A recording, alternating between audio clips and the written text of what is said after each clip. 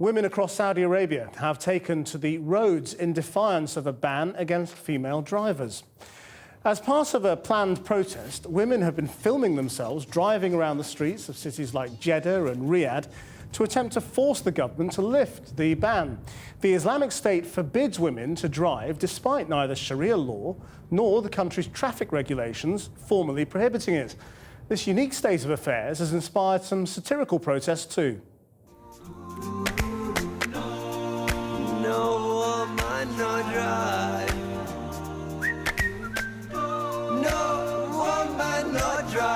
But despite a call from 3 female members of the Government Advisory Council recommending that the ban be dropped, so far the government has refused, and the Interior Ministry has warned women caught taking part in any mass action will face punishment, although they didn't say what that punishment might be.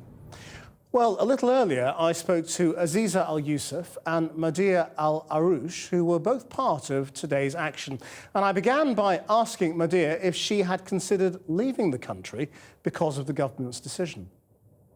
It's a basic human right. There's absolutely no reason in the world that we cannot drive. But if I was living in a country where I wasn't allowed to drive, I would leave as quickly as I possibly could. Why would I leave my own country? I am part of this fabric. I'm part of this nation. Why would I leave my own country? And to whom do I leave it to?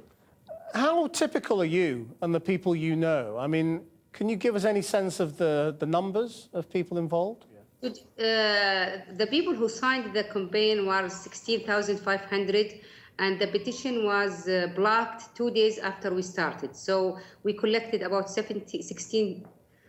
more than 16,000 in 2 days. So if this not blocked, I think a lot of people will sign the petition. The people who are sending their videos, since we started, it's more than 100 people sending their videos. And so what kind of reaction did you get on the street? Did people notice that there was a woman driving a car? Well, we had a lot of success stories today, and they uploaded their pictures. My story was a bit different. I went to a coffee shop to meet my friend with my driver, and went and picked her up, and had my driver look for a safe place for me to go down and drive, and my friend to videotape it. However, we discovered that 4 cars were behind us, and they were small cars and they were tinted. They were not disturbing us, but we were disturbed by the fact that they were actually following us. Then we decided that we don't feel safe enough to do this. We decided to go to a mall. We sat down in a mall, and we saw that 2 men were following us and sitting in a distance. Then I figured, okay, something is going on. So I figured, well, how am I going to handle this situation? So I went to a toy shop. I bought a small car and decided to go and give it to them as a gift. What did they do? They looked at me in despite, and aggressively they took it away from me. And I smiled back, and I walked away. And do you have any worries that the authorities will go after those people? They have in the past, haven't they?